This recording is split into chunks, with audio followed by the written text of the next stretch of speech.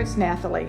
Well, I've got the subway tile installed and the grout done. You can see the videos at the other location. And for the most part, this bathroom remodel is done. The main thing that's left now is, there's my little sweet corner, I love that, is I want to put a shower curtain in here, except that everything that I've looked at is not what I want. So I am going to make one out of a drop cloth. And so I thought I would show you how I'm going to do that. So let's go to the sewing room. I have a 6 foot by 9 foot hyper tough drop cloth, canvas drop cloth. And I got this at Walmart. It's under $10. And the long 82 to 84 inch shower curtains were all white and hotel looking. I wanted a long one, but so I thought I'd use this drop cloth. It's just kind of got that vintage kind of look to go with it, and I think it'll just fit good in my bathroom. I've cut it. It's 72 inches wide, and so I've cut it.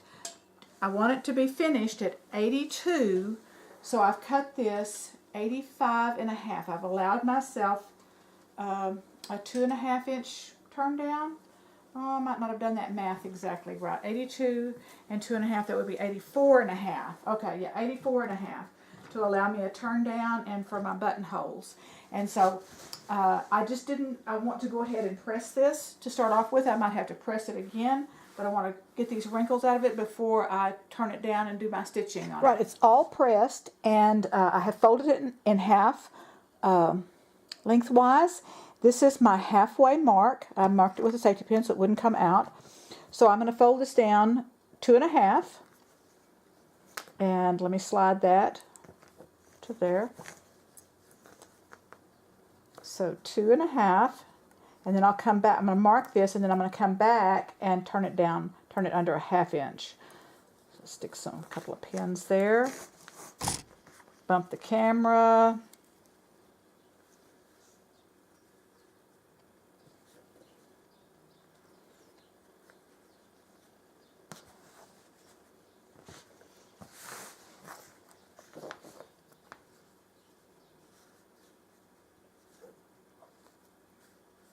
And you'll notice I'm not putting this pin on this edge so that I will have room to do this like a little 1/2 inch turn under.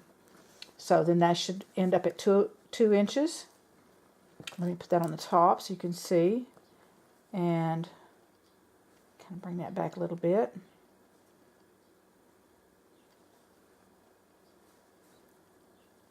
All right, 2 inches. And I'll pin that. And actually I want to go pin it this way because when I put it on my sewing machine, I will be going with the narrow edge, and I'll show you that in a little bit.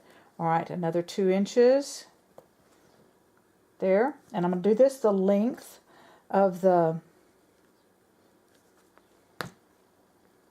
binding of the top, the topper.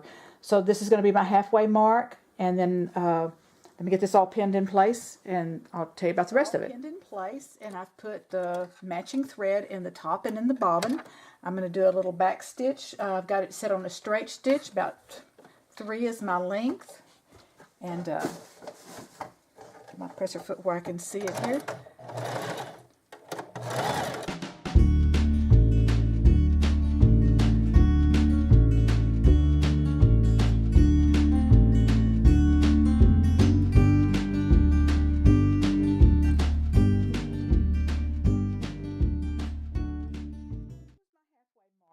And there are supposed to be 12 rings. That's what's in a set, so that's what I'm going to do.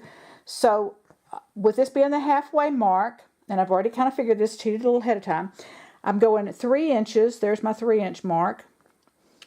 This is to mark my buttonholes. I could put grommets in here, but I'm just going to put buttonholes. So 3 inches this way, 3 inches that way. That gives me 6 inches between my shower curtain rings. So I've already got that side marked. And I will set my buttonholer attachment to where I have the same space at the top and the bottom and the same length. And so mostly all I'm doing right now is just marking up and down. And I've already counted on the other side to make sure I have 6 spaces for 6 shower curtain rings, and I do. And that leaves me about 1 inch at the end. And that's just good. And this is kind of a standard, like the standard, like if you get a plastic liner to put behind this, well, that's what it's going to be, is the same width, 72, maybe 70, but this is 72, and then the shower curtain rings are 6 inches apart. That's what I was going to try to tell you. All right, so now it's time to go back to the sewing machine and get these stitched and clipped, and then it will be ready. To set the buttonholes, I use my buttonhole attachment to set the guide for 3/4 inches down and a 3/4 inch length buttonhole. I used on my machine, it has all of the width settings and the back and forth already set in place. And so that's what you'll need to do, is use your buttonhole attachment.